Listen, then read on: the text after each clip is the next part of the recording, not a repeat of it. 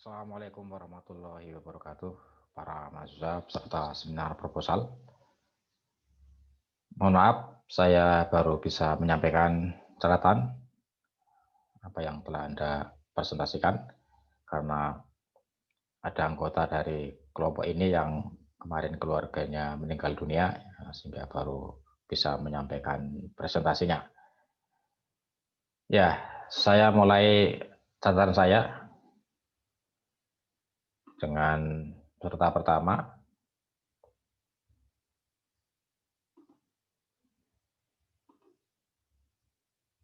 Dari Mas Dimas Yusuf ya, ini saudara Dimas Yusuf Septian ya.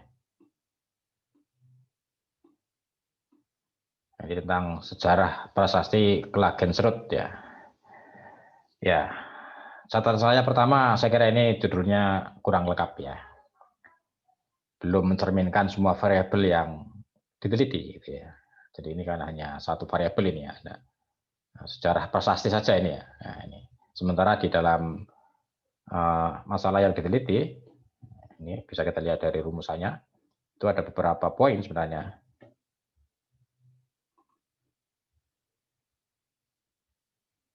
Nah ini di rumusan masalah ada 4 poin ya, yang di sini mengandung beberapa variabel ya. Ini ada di sini ada variabel pelestarian ya, ada variabel sosialisasi ya, atau mengenalkan nih ya. Ada juga nih peninggalannya apa saja itu. Nah, jadi ini kan bisa mengandung beberapa variabel ya, sehingga judul di atas ini belum mencerminkan variabel-variabel yang diteliti ya di dalam penelitian ini gitu ya. Sehingga misalnya ini judulnya dilengkapi lagi ya, diperlengkapi ya, sehingga mencerminkan ya variabel-variabel yang akan diteliti gitu. Nah, kemudian berikutnya catatan saya yang kedua adalah rumusan masalahnya dibuat yang runut ya, yang urut begitu ya. Nah, ya misalnya kalau secara umum kan rumusan masalah itu bisa berawal dari apa ya, pertanyaan apa, dari pertanyaan yang tingkat kemudahannya ya, atau ya tingkatnya lebih sederhana ya, kemudian kepada tingkat yang lebih kompleks ya, apa, bagaimana, mengapa gitu ya. Nah ini kita lihat rumusan masalahnya.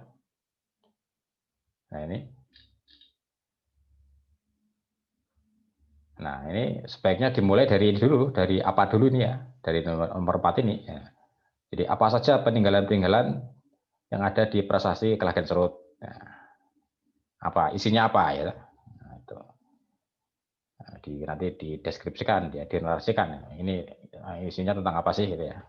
Nah, atau di sekitar situs itu ada apa saja ya peninggalan-peninggalan sejarahnya.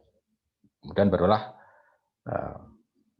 bagaimana upaya pelestarian dari situs itu, ya, pelestariannya. Ya. Kemudian setelah itu ya bagaimana mengenalkannya kepada siswa ya, kepada lingkup yang lebih sempit dulu yaitu siswa, para siswa ya. Barulah kepada masyarakat ya, pada khalayak yang lebih luas lagi gitu ya. Ini sistematika rumusan masalah sebaiknya begitu ya, dibuat urutan seperti itu gitu ya. Nah, sehingga pembaca nanti tidak akan kesulitan memahami ya. Belum tahu tentang apa itu situs Klagenserut kok tiba-tiba langsung membaca tentang pelestariannya, nah, kan ya menjadi rancu ya. Dikenalkan dulu ya, apa sih prasasti itu, ya isinya apa saja ya, peninggalan-peninggalannya apa saja, ya, kemudian bagaimana upaya pelestariannya, ya, mungkin oleh masyarakat sekitar, oleh pemerintah ya, kemudian baru bagaimana mengenalkan prasasti itu kepada masyarakat, kepada siswa, kepada masyarakat gitu ya. Nah, kemudian tujuan penelitian ini juga harus mengikuti ya rumusan masalah ini ya, mengikuti urutan pada rumusan masalah ya. Nah, kalau rumusan masalahnya ada 4 ya tujuannya ada 4 ya, ini sudah betul ya. Kemudian secara urutan ya dimulai dari pertanyaan nomor 1 ya, mestinya tujuannya nomor 1 ya. Misalnya pertanyaan nomor 1, apa sajakah peninggalan sejarah yang ada di situs Klagenserut ya, maka ya tujuannya yang pertama untuk mengungkap ya peninggalan-peninggalan sejarah yang ada di situs Klagenfurt, nah, dan seterusnya ya ini. Nah itu ya catatan saya. Kemudian sumber pustaka ini, kita lihat sumber pustakanya.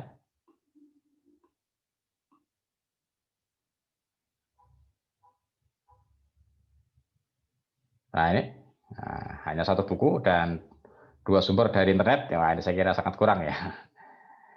Ya, kajian pustaka itu satu variabel itu dari minimal 3 sumber, ya, sumber buku ya atau jurnal ya. Nah, kalau 2 variabel ya berarti sudah 6 ya kan. Nah ini baru 3 itu pun yang 2 dari internet, nah, buku baru hanya dari 1 ya ini. Jadi nanti ditambah lagi ya kalau misalnya ini akan diangkat menjadi skripsi ya. Nah, ini. Nah, kemudian untuk sistematika nanti kemungkinan akan ada pedoman skripsi yang baru ya, sehingga nanti menyesuaikan ya dengan pedoman skripsi yang baru gitu. Nah ini serta kita yang pertama. Berikutnya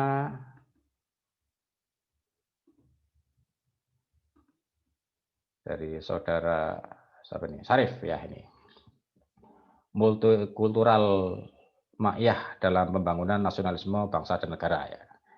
Ini saya kira judulnya cukup menarik ya, dan mungkin belum banyak diungkap ya, belum banyak diteliti ya, sehingga ini bisa mengandung novelty ya atau kebaruan ya. Ini barangkali akan menghadapi beberapa tantangan ini ya, karena baru ya, belum banyak yang mengungkap ya. Dan ini kegiatan yang berpindah-pindah ini kan ya tempatnya ya, ada yang di Jogja, ada yang di Jombang ya, bahkan ada di beberapa tempat gitu ya, sehingga tantangannya nanti ya dalam hal mencari data ini ya, dan juga waktu ya, mencari data ini mestinya ke sumber-sumber primer ya, ke wawancara ke orang-orang yang mengikuti kegiatan ini ya, baik di Jombang atau Jogja ya, harus ke sana ya, melakukan wawancara ya. Ya mungkin bisa wawancara dengan daring begini ya, bisa ya, silakan ya. Tapi ya ini mesti harus punya kontak-kontak dulu ya dengan pihak-pihak yang mengikuti atau terlibat aktif ya dalam kegiatan ini gitu ya. Dan juga observasi ya. Bisa langsung observasi ya, kalau misalnya seandainya ada mayahan di mana di Jombang atau Jogja, bisa langsung ikut observasi ya. Atau setidaknya atau sekiranya tidak memungkinkan bisa melalui analisis video. Video kegiatan mayah itu kan ada ya. Mungkin bisa dicari di YouTube gitu ya, bisa ya. Atau kalau di TV itu ada disiarkan di Adi TV Jogja ya, itu setiap malam Jumat disiarkan ini kegiatan makyah ya, bisa ya, cari dilacak sumbernya ya. Nah ini ya catatan saya ini ya, dalam hal penggalian data ini tantangannya ya ada tantangan tersendiri ya untuk penggalian data ini ya. Kemudian daftar pustaka belum ditulis ini ternyata ya, saya cek di belakang ini. Nah, ini. Nah, belum ditulis daftar pustakanya. Nah, ini.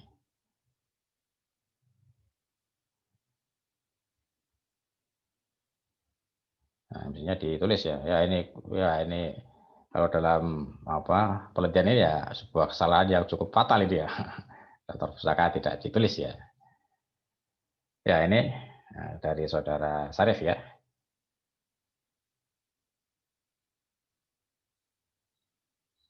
Nah, nanti ini kalau mau dijadikan diangkat jadi skripsi ini perlu dipoles lagi nih judulnya ya, yang lebih tepat gitu ya, multikultural atau multikulturalisme misalnya ya.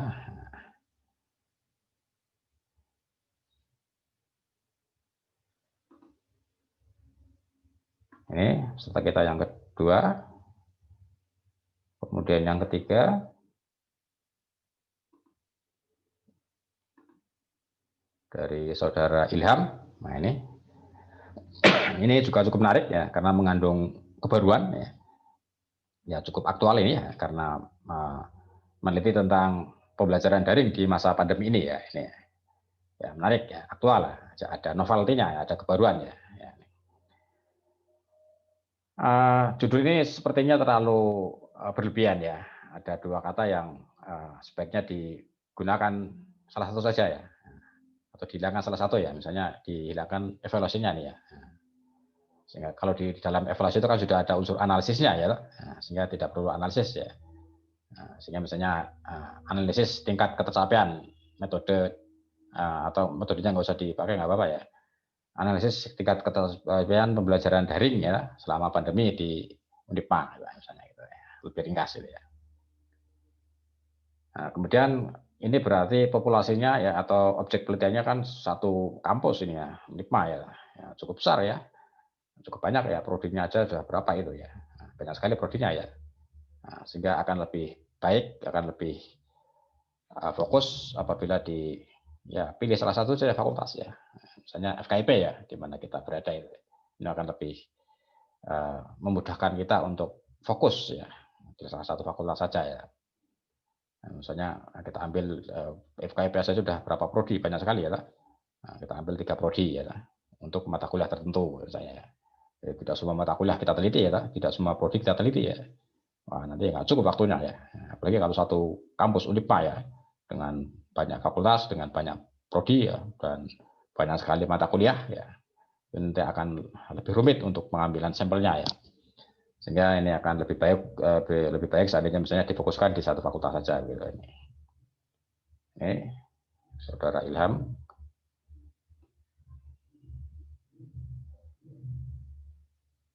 Nah, ini rumusan masalahnya ya. Ini bisa pertama bagaimana prosesnya ya. Nah, kemudian presentase ini kan nanti sudah menyangkut data ya untuk analisis ya. Nah, ini nanti bisa disatukan ke sini ya. Nah, barangkali yang rumusannya kedua bisa masalah kendala misalnya, kendala-kendala pembelajaran daring ini ya. Sehingga ini nanti yang akan mempengaruhi tingkat ketercapaian, tingkat keberhasilannya ya. Nah, sehingga nanti ini saya kira juga perlu diungkap ya kendala-kendala pembelajaran daringnya begitu ya. Nah, ini saya kira catatan saya untuk Saudara Ilham. Ya, itu.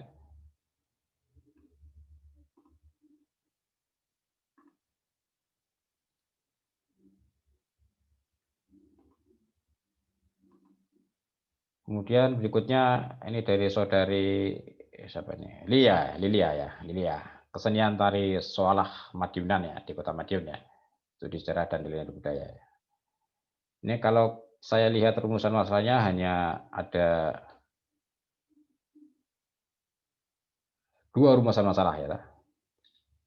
Nah, bagaimana sejarahnya dan bagaimana nilai budayanya. Nah, ini prosesnya belum tercover nih ya, belum tercover prosesnya. Bagaimana proses pementasannya ya. Karena kita akan mengetahui nilai-nilai budayanya kan bisa kita lihat ya dari proses pementasannya ya. Jadi bagaimana ini penting ini, bagaimana proses tari Solah itu dipentaskan ya, mulai dari persiapan sampai selesai ya. Itu nanti di situ diteliti ya, diungkap ya, sehingga nanti dari situ akan bisa kita analisis ya, nilai-nilai apa yang terkandung di dalam tari ini gitu. Jadi nanti paling tidak ini ada 3 rumusan lah ya. Bagaimana sejarahnya, bagaimana pementasannya ya, apa nilai-nilainya. Ya. Sehingga nanti tujuan penelitiannya pun menyesuaikan dengan rumusan masalah ini ya. Kalau rumusan masalahnya ada 3 ya, tujuannya ada 3 ya. Ini. Nah, kemudian ini saya kira tata tulisnya nanti disesuaikan ya ini. Ya, nanti menyesuaikan dengan pedoman yang baru ya.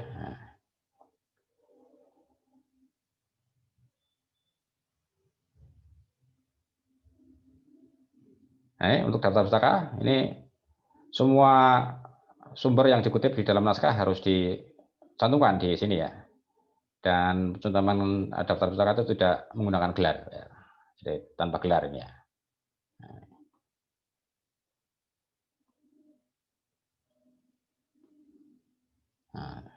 Nah, pustakanya tadi saya kira juga masih sedikit ya, kurang ya, sehingga perlu ditambah lagi ya. bacaan pustakanya. Ya itu saya kira catatan saya untuk saudari Lilia. Kemudian berikutnya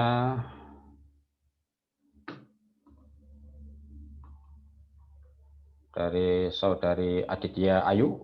Nah, ini studi persepsi dan pemanfaatan sumber belajar sejarah pada guru sejarah di 3 SMA Kabupaten Ponorogo ya. Ini menurut hemat saya kata tiganya dihilangkan saja ya. Nanti ini dimunculkan di dalam sampel dari bab 3 ya, di metodologi nanti dari SMA yang ada di Ponorogo itu diambil sampel 3 SMA gitu. Jadi ini dihilangkan saja. Ini masuk ke metodologi ya di bagian sampel sekolah gitu ya. Nah, nanti dijelaskan mengapa dipilih 3 sekolah itu ya. Alasannya apa gitu ya. Nah, ya sebaiknya jangan alasan karena dekat dengan rumah ya. Karena dulu saya alumni situ ya. Nah, karena orang tua saya mengajar di situ ya, atau kakak saya, saudara saya mengajar di situ ya, jangan alasan-alasan yang sifatnya teknis seperti itu ya, tapi alasan yang sifatnya substansial ya, alasan yang sifatnya akademis gitu ya. Kemudian ini persepsi itu nanti menyangkut masalah psikologis ya, masalah psikis ya, nah, sehingga nanti perlu kecermatan ini ya. Jadi ada hubungannya dengan masalah-masalah psikis ya. Kadang-kadang persepsi seseorang itu sangat dipengaruhi oleh faktor-faktor pengalaman, pengetahuan, ya, perasaan ya dari seseorang ya. Ya tidak melulu faktor pengetahuan kadang-kadang ya, kadang-kadang faktor pengalaman atau perasaan ya yang pernah dilalui gitu ya. Selama mengikuti belajar sejarah itu akan mempengaruhi persepsi gitu ya. Sehingga nanti ini perlu cermat ya dalam melakukan analisis ya.